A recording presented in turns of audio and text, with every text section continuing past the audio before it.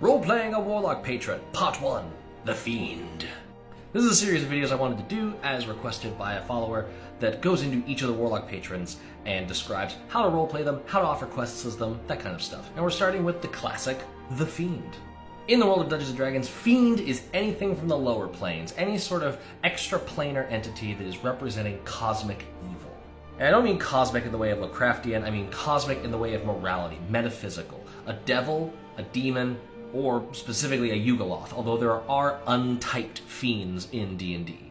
Devils are lawful evil, demons are chaotic evil, Yugoloths are neutral evil, devils and demons do not like each other, and the Yugoloths are basically the interplanar, multiplanar mercenaries of D&D.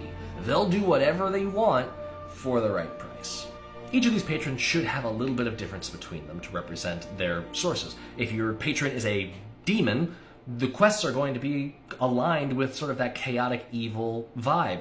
Have it be straightforward, but certainly destructive. Acquire a source of power for either the warlock or the patron directly, an artifact, a staff, something. Destroy a temple to an opposing force of good, something like that.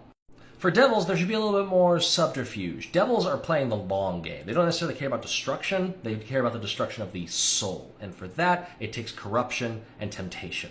Delivering a tampered-with contract to a guildmaster that they know isn't exactly above board, but it benefits them too much to say no to.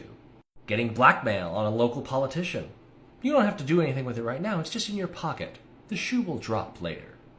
Yugoloths are going to sort of bounce between these two in vibe. It could be very direct, or it could just be very nuanced and sort of long-term, or it could be, a heist. Money's important to Yugoloths. They like it, so why not go grab some? In terms of roleplay, you could characterize these things pretty much across the board. A demon like Grajit is going to be a smooth-talking, lawyery kind of guy, just like a classic devil would. But you could play the devil in the great James Wood Hades style of used car salesman. And you do not have to have a fiend tie to one of these three major groups. For example, night hags are also fiends, so you could get a little bit of like a fae flavor into this since they're still hags, but definitely fiends. Also a lot of evil, unseelie flavor to that. What about y'all? Have you ever roleplayed a fiend? And if so, do you have any tips? Leave them in the comments below. And stay tuned for more patrons.